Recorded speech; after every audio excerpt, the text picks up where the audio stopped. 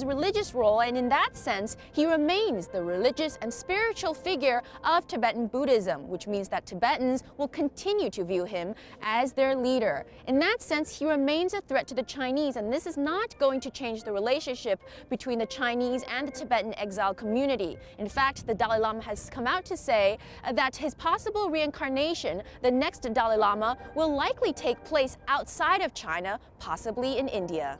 Here in the Tibetan district of New Delhi, the news that the Dalai Lama has stepped down from most of his political duties have come as a mixture of astonishment and even some relief owing to his old age. For thousands who've been living here, the Dalai Lama represents the embodiment of their spiritual faith, somebody who they look up to for strength and inspiration.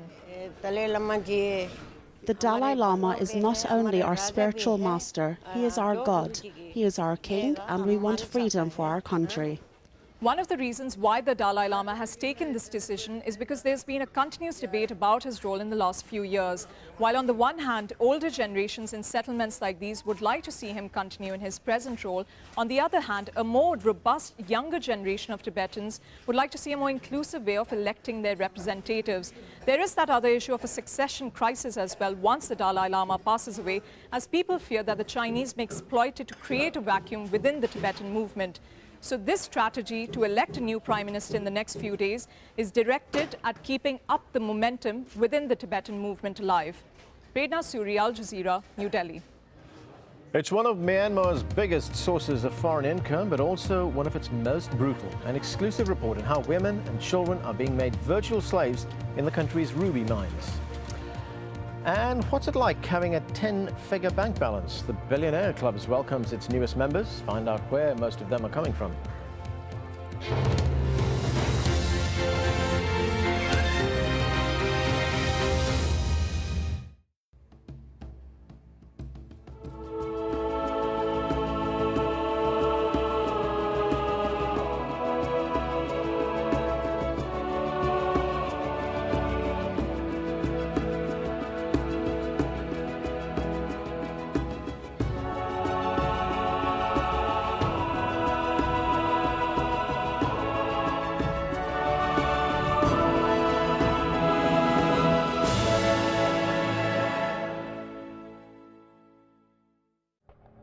It was a revolution which ended half a century of autocratic rule and inspired a wave of public protest that swept across the Arab world. Internet, Facebook, Twitter, they were not the revolution. In an exclusive two-part documentary, Raghi Omar traces the roots and repercussions of this uprising and examines why 23 years of dictatorship fell in only 28 days. The Death of Fear, at this time on Al Jazeera.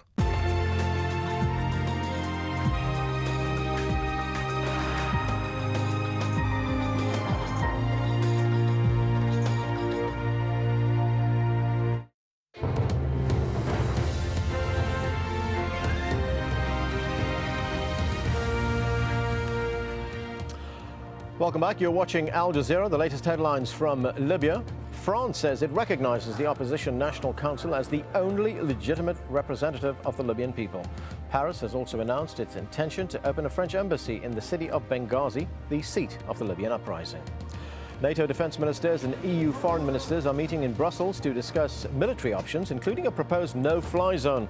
That's ahead of a European Council summit on Friday, expected to toughen sanctions against the Gaddafi regime.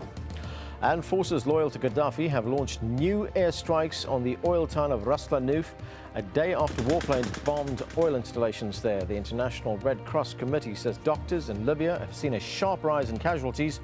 Most of them are civilians. It's not only men who are fighting in the country, women too are doing their part, providing support for those on the front lines. From Benghazi, where the uprising began, Hada Abdelhamid reports. While the fighting rages at the front line, women have mobilized in the city in support of their husbands, sons and brothers. Left behind alone in Benghazi, they have become the vital support troops needed in any war. Every day, almost 3,000 sandwiches and hot meals get sent to the front. A token of love to those who are risking their lives and their contribution through the struggle. This is our job now. We do it. Why not? We are from Libya, from Benghazi. The revolution is started from Benghazi. So why you don't come up and wake up now? These days are filled with worry.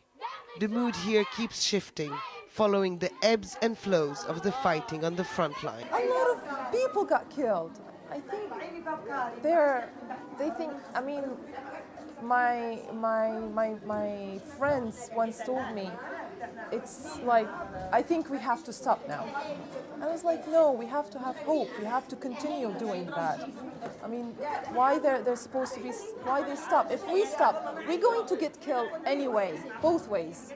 Either he's here or he's not. This conversation is difficult to handle for Layla. Her 21-year-old son is at the front line. I'm praying for him, for all of them. Not for my son only, for all the people they are in the plague and Ras Lanuf, everywhere. And suddenly, some much-awaited news on the fighting. Ben Jawad has been liberated. An explosion of joy fills the school. Layla calls her son immediately. He is safe. But the celebrations were slightly too premature. Please, people, please, do more than just watch. The latest information suggests that Ben Jawad is still contested. Forces loyal to Muammar Gaddafi's regime continue their assault on the rebels. And the women of Benghazi will continue being the much-needed support troops. Abdul Hamid, AlJazeera, Benghazi. Now, as we've been reporting, the oil town of Ras Lanuf is coming under heavy fire. Tony Bertley is there. Tony, we understand fire is coming from the air and from the sea. What's the latest there? Well, there's a very, very tense atmosphere here. You can hear this guy firing because he's desperately trying to tell people not to waste their ammunition. What sounds like a big offensive to the west of Ras Lanuf. We're just at the entrance to it. There's a lot of what we think is artillery fire, and that's the first time we've heard any sort of concentrated fire like that. There's also been at least 3 air attacks and 3 bombs dropped earlier on. We're told by independent sources who've witnessed it. So, you know, it seems like there's an escalation here. We're not exactly sure, but they're very wary here of an attack by pro-Gaddafi forces. They say there's a danger that they come from the sea, which is nearby, and from the west, and from a sort of a circumventing movement behind them. So it's a very edgy atmosphere here at the moment. Tony, any indications at this stage on casualties? We've got no idea at the moment. We have seen, as we were driving in, about 3 ambulances that were with sirens blaring heading out of the area. We're told there are some wounded, but we don't know the exact extent at the moment. And what about fire from the rebel side? Do you see any of that? We have only when planes are coming anywhere near, we see them firing, and basically they're hoping for the best, but they can't really see the aircraft. I think they've been bombing from such high altitude, but one of the bombs went very close to the gas installation, which we reported on the other day, and that's cause for concern, because if those tanks of lethal gas go up, it spells disaster for the immediate area and further afield also.